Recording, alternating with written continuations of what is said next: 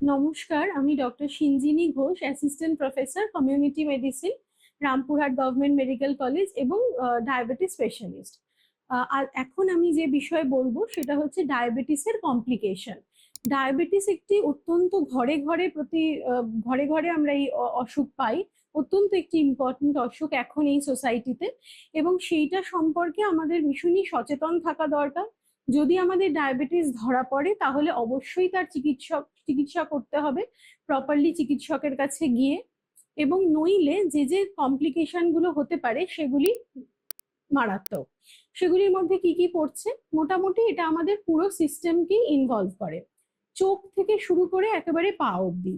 তাহলে আমাদের চোখে এফেক্ট করতে পারে, হার্টে এফেক্ট করতে পারে, পায়ে পায়ে ডায়াবেটিক ফুট হয় সেখানে এফেক্ট করতে পারে, কিডনি এফেক্টেড হতে পারে, নার্ভ এফেক্টেড হতে পারে। সুতরাং diabetic retinopathy, neuropathy, cardiovascular diseases, সেরিব্রোভাস্কুলার disease, এখান থেকে স্ট্রোক হতে পারে, এবং ডায়াবেটিক ফুট।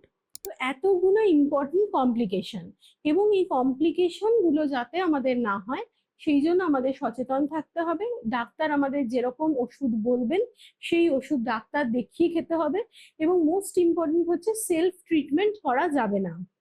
ডায়াবেটিসে হাইপোগ্লাইসেমিয়া, যেটা মানে ধরুন যদি সুগার ফল করে সেটাও কিন্তু মানে ডায়াবেটিসের থেকেও ভয়ঙ্কর।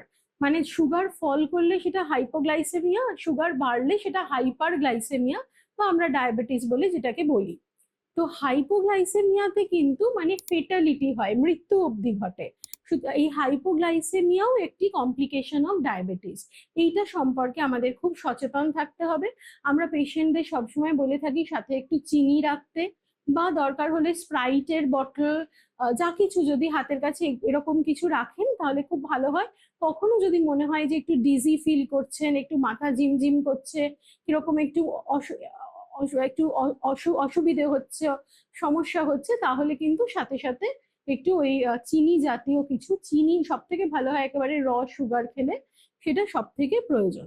সুতরাং এই কমপ্লিকেশন গুলো খুব ইম্পর্টেন্ট, এবং আমাদের ডায়াবেটিস হলে তার ওষুধ খেতে হবে, আবার অতিরিক্ত মাত্রায় ওষুধ যাতে না পড়ে তার জন্য প্রপারলি ডায়াবেটোলজিস্ট দেখাতে হবে।